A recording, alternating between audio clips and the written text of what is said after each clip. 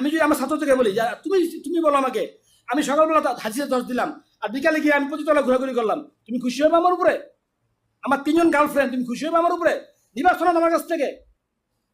তারা মাথা নিচু করে যে না, আমরা আপনার সনদ নিব না। এখন আমার সনদ নাও, আমার ঘরে আমার বৈধ স্ত্রী, আলহামদুলিল্লাহ আমার 2 চোখ। আমি মাদ্রাসা থেকে, আমি মাদ্রাসা থেকে, আমি ঘর থেকে আসি, কোনো নারীর উপর আমার চোখ পড়ে না, আমার চোখ সাক্ষী, আমি আমার আল্লাহ সাক্ষী। নজরে ভয় দেয়, মাথা ভিজা অবস্থায় মাদ্রাসা যাই, কেন চোখ পড়বে আমার?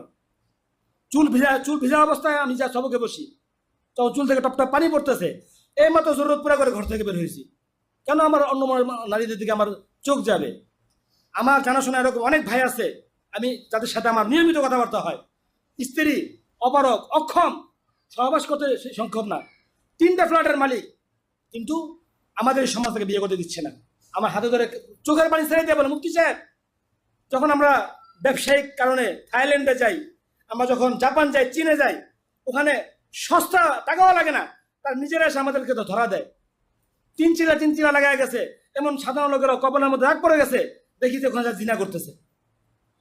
একবেলা ওখানে নাকি নিয়ম, জানি না, আমি তো যাইনি ওই সমস্ত দেশে, ভিতর থেকে নাকি হোটেলে দরজা খোলা নিষেধ, বন্ধ করা, যে যাবে নক করে যাবে। আমি তো নিয়ম জানতাম না, দুপুরে খাওয়া দাওয়ার পরে দরজা ধাক্কা দিছি, দেখি আমার এক ভাই নিয়মিত তাহাজ্জুদ পড়ে বাংলাদেশে থাকা অবস্থায়, তার এই কপালের দাগে সবাই তাকে আল্লাহ আল্লাহ মনে করে, সে রানিং, সে জিনা লিপ্ত।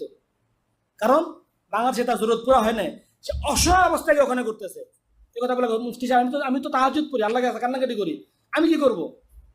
আমি বলি, আপনি করে ফেলেন, আল্লাহ ভরসা। এই সমাজের এই সমস্ত আপনার পক্ষে না, কখনো ছিলই না। এই সমস্ত এটাও চায় না বউ মারা গেছে তারপরে বিয়ে করবে, এটাও সমাজ চায় না।